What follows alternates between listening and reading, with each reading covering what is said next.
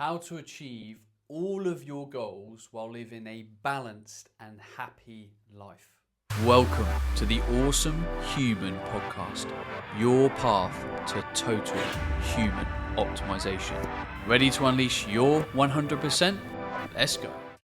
So this podcast is being filmed going into 2025, but hopefully this will be a timeless piece of information that I can share with you on how to look at your year and be as high achieving as possible, but also be as balanced and happy and healthy and everything is possible. Now, of course, that is definitely underpinned by our health, and I've talked to you at length over previous podcasts about the value of our health and how that sets the energy, the power for you to come at your life in a very psychologically balanced way. Now, when we look at balance, and this is something that I end up talking to a lot of people about, especially with business owners. I'm a business owner and I speak to a lot of business owners. There's always this kind of battle of what balance looks like. And I think one of the things that we have to do as individuals is define for ourselves, because it looks different for everyone, on what balance means for us. Otherwise, it's that word that we sort of throw about in conversation and we have in our minds. And even if we're like maybe there, we're maybe also not happy because we haven't defined what balance actually means and is for us as people. So for you, I want you to do this exercise.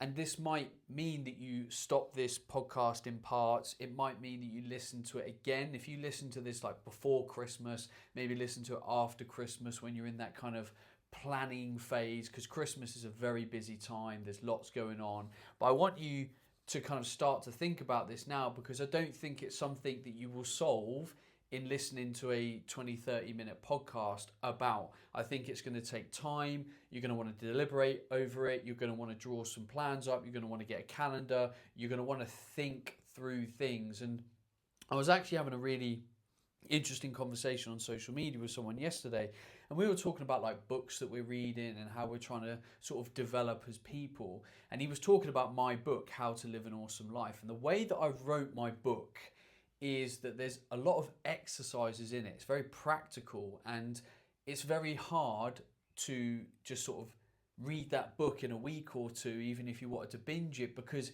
it asks quite a lot of you. Like, you've got to go through various processes to draw your life into a sense of coherency, meaning, purpose, and then organize the bits in and around it to help you achieve what it is you set out to achieve. And my book's kind of broken into two sections. The first half of the book is all around breaking down your story, how my story didn't lead me to where I wanted to go. And it's very kind of psychological and purpose driven around getting you to think about who you are as a person, what you want to achieve, and all the things that have held you back previously. And then the second part of the book is very practical, and it's like, right, we've defined that. Let's build these blocks in your life to make your life as awesome and as beautiful and as powerful as humanly possible.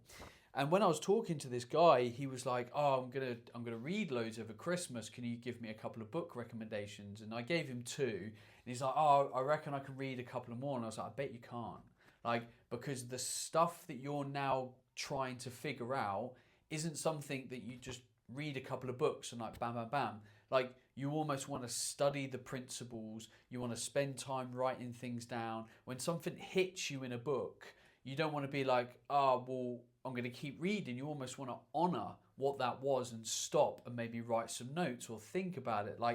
There's been times when I've been reading a book and something's hit me in the book and I've had to go for a walk. I'm like, I need to unpack that. I need to spend time with that. And there's no harm in that. And the problem is because we can lead a very, I'm going to say, overproductive life sometimes. Our lives can be so busy that they become a to-do list that we end up falling into the habit of just consuming more information, hoping it will lead to more change. And quite often, we know the information to change. We just now need to actually A, work out the practical plan of how to get there. B, conquer the self-limiting beliefs that are holding you back and the reasons why you've maybe not got there before.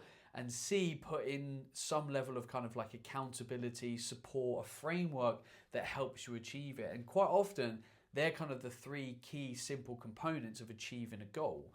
But many of us don't do it because we don't spend enough time being pragmatic, also working out the roadblocks, putting the right support systems in place. It's like going to a gym. If you go to a gym, you know, over time, the people that are there and see you going almost like secretly, inadvertently hold you accountable, because you kind of feel drawn to like their energy and their oversight of like, oh, like I'm going to the gym, I'm now that person, I meet with that person, I speak to that person, I see them, and like all of a sudden that becomes a bit of a light touch accountability framework of you just joining the gym and setting that intention and seeing people and kind of putting in the reps, and that forms a habit that's then healthy and leads to a kind of goal. So when we think about living a balanced life, we've definitely got to define terms for ourselves. What does that mean to you?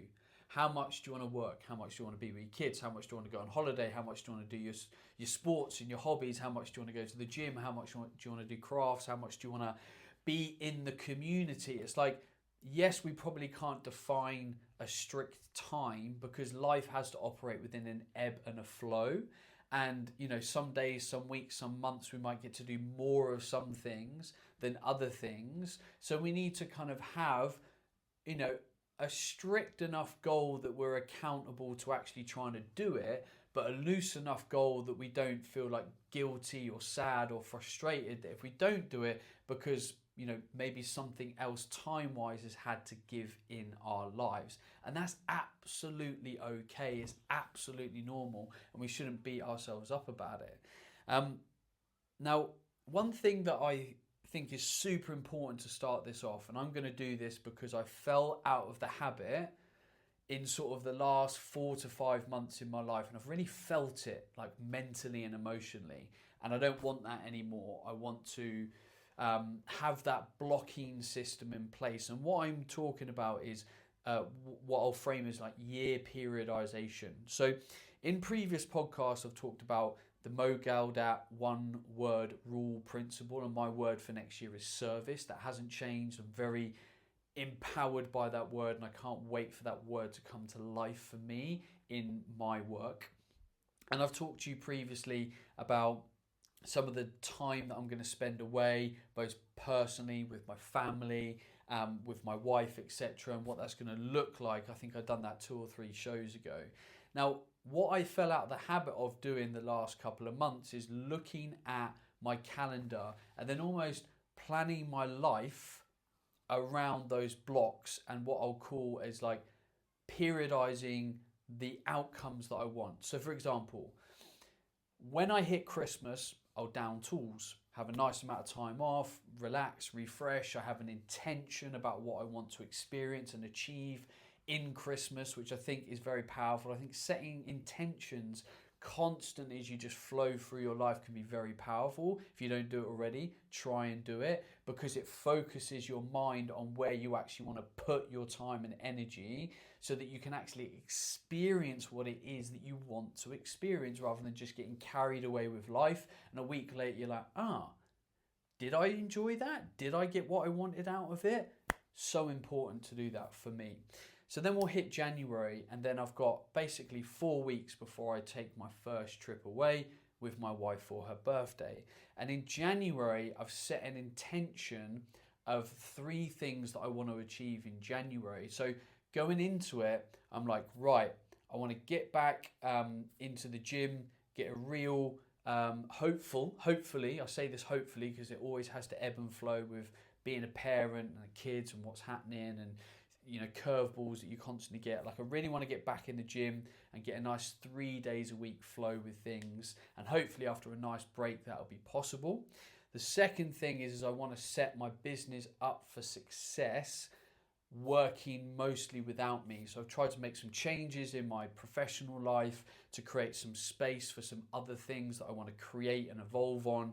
And I need to set the people that I'm bringing into my business up for success. So I'm making it part of my mission in January to make sure all of that is set up. And then after that, Thirdly is I'm going to create a plan around something personal in my life to do with our home and stuff. We want to kind of do it up and all that kind of stuff. So I've got 3 anchors in January, and it's like, right, the first 4 weeks of January, I want to work on these 3 things on top of like my day-to-day life and living. And what that does is it creates intention, it creates focus, and then hopefully when I get to the end of the month and I've achieved it, I'm extremely happy because it's like, right, in January I tried to do X and I achieved it, brilliant. I'm going to go away, I'm going to have some downtime, and I'm going to reset. And when I come into February, I've got like a new set of goals. And what I'm showing you here is that we look at our yearly calendar and we're like, right, I'm going to go away here for my partner's birthday. I'm going to go here with friends. I'm going to take the kids here. I'm going to do this. And you put those anchor points in your diary alongside like the bank holidays and stuff. And then what you end up seeing is these like chunks of time, these windows. And now I'm not expecting you to think, right, I've got to plan out my whole year because Ben said so on this podcast. But you probably want to at least plan the first 3 to 6 months of your life, because you probably have an idea of what you do want to achieve. And especially if you've got kids, you know, you work full time, etc., there's only so many hours available to you to move some of these other things along that you want to in your life. So we have to be pragmatic with the time that we've got and just be happy with that, right? So when I come back from taking my wife away in February, my focus and intention is all around how I'm going to put this word service to life in my work environment. And that's my whole focus in February. It's a singular focus.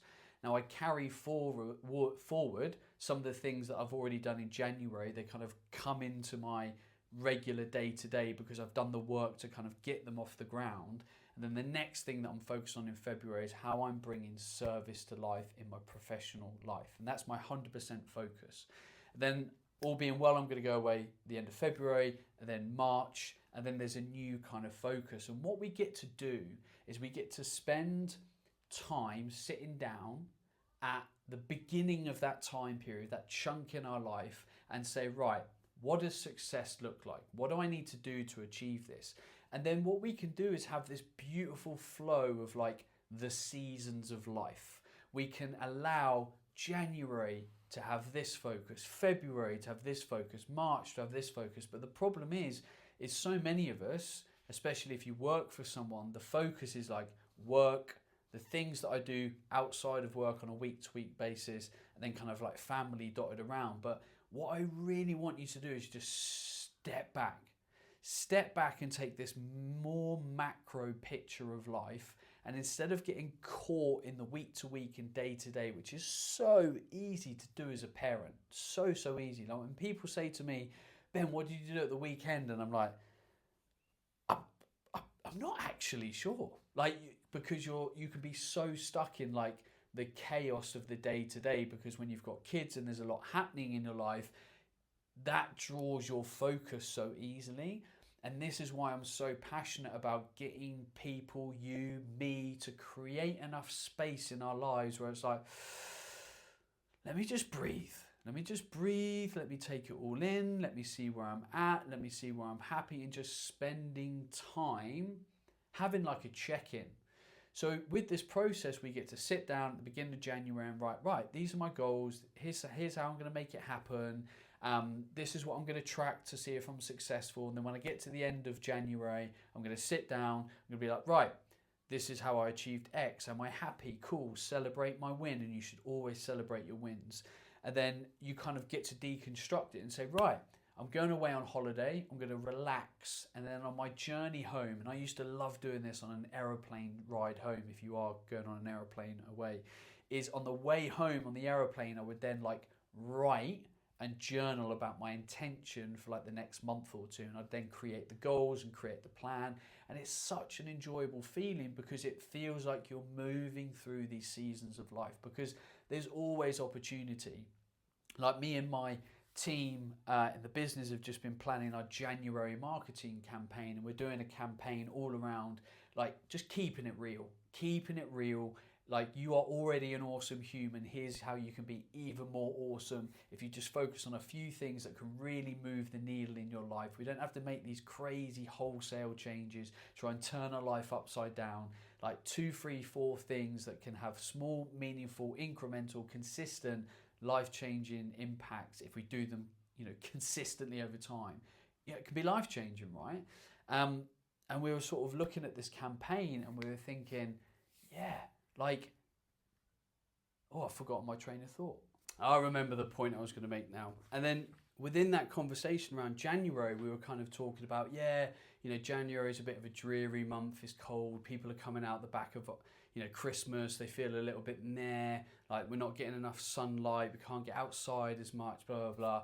And it was like already just using that frame of like January's cold and dreary and like, you're already bringing your energy down and you're missing the potential opportunity. So yes, January in the UK might not be the best weather-wise.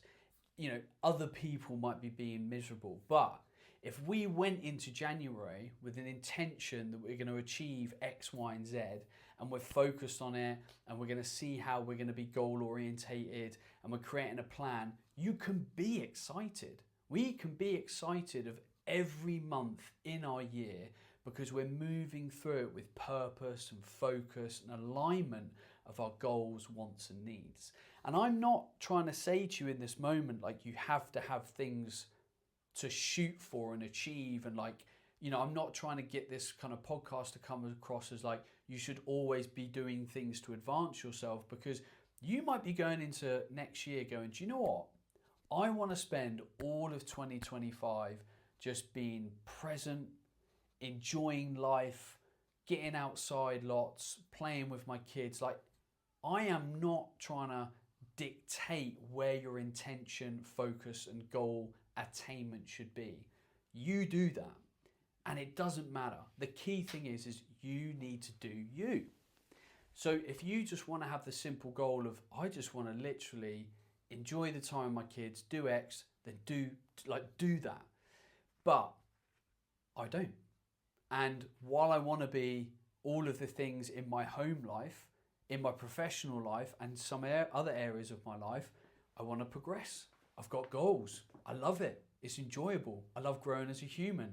I love building things. I love creating things that bring value to other people's lives.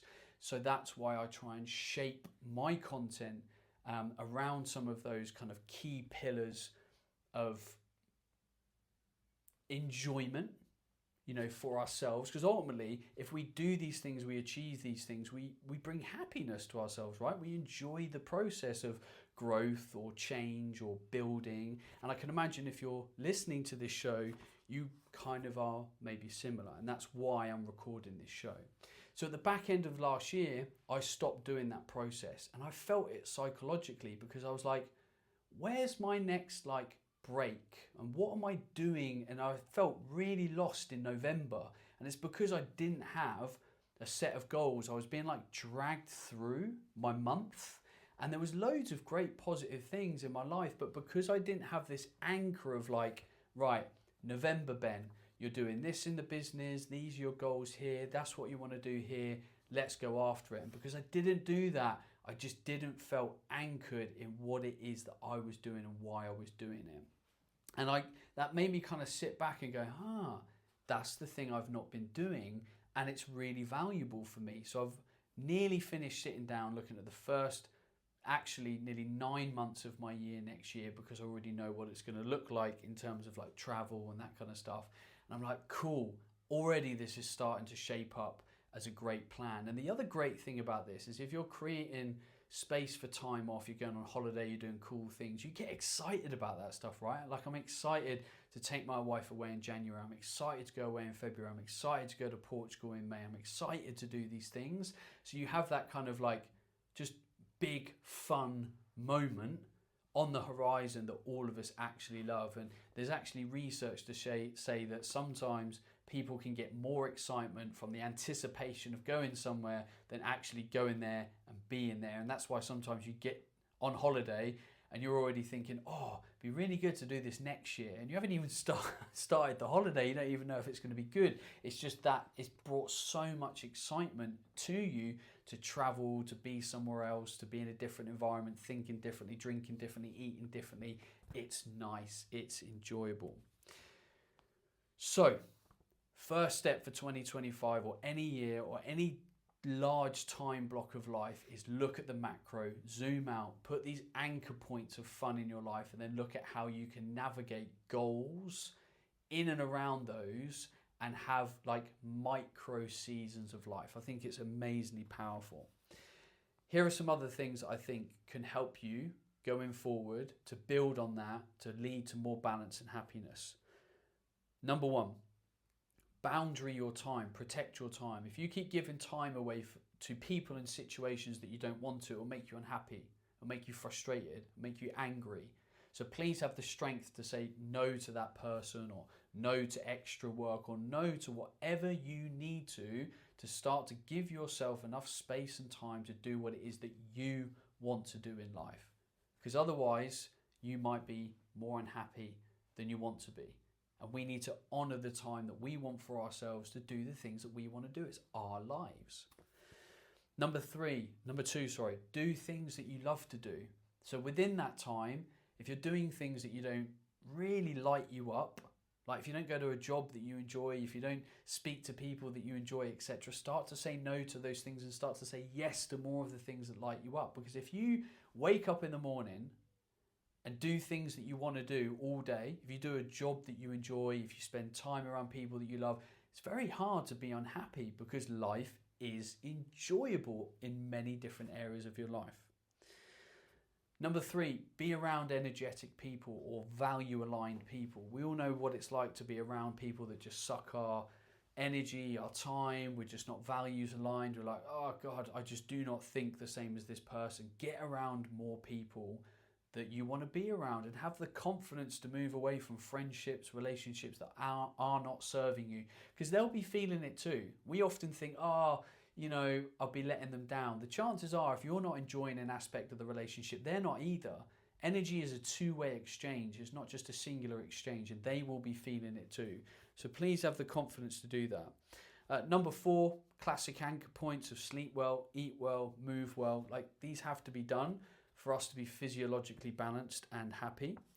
Number five, make sure you're doing something that has some element of creativity and flow to it. So another thing that I'm taking into next year is I want to do more ceramic, like pottery. I used to do it a lot when I was younger.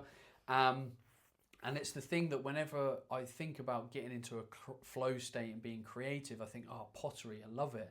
And it's very easy to like not do our hobbies and our habits. It's like, I've got to do more work, I've got to do this for the kids or whatever. But even like an hour a week of you doing something that's creative, it's relaxing, it's not with your phone, it's not with technology.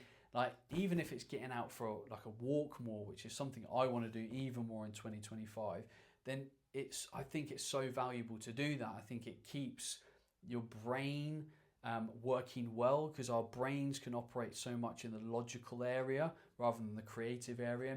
We all have creativity, it's just not enough people use it and flex it. So have something that is a genuine hobby that's not exercise, that you can use to be creative, get in a flow state and just express yourself creatively. And then number six, get in nature more. I just think, like, if I've ever got an extra 10-15 minutes, one of the things I do love to do is just go out for a walk. And you never regret it, right? And so many of us are more sedentary than we want to be. Number seven is less phone time. I talked about this on social media the other day. I came home from work. It was family time. It was 5 p.m. I was like, right, phone on airplane mode. And I turned my phone back on at 7:30. So 2.5 hours with my phone off. I was 100% present with my family. I cooked food, we played, we did everything.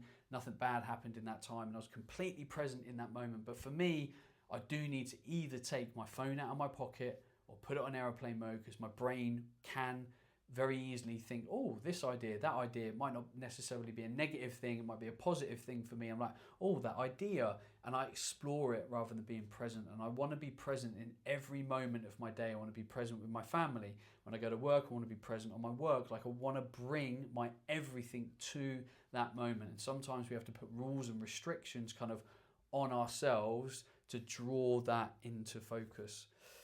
Now, I hope this has been helpful. If you want to expand on the conversation one-to-one, then you know where I am on social media. If you want to join me for a big new webinar that I'm doing a new webinar on January the 9th, 7:30 p.m. called the Anti-Resolution Revolution, How to Achieve Real Goals in 2025. And I'm going to go a lot deeper into some of this stuff, not all of it, because I've got a very specific plan for this webinar.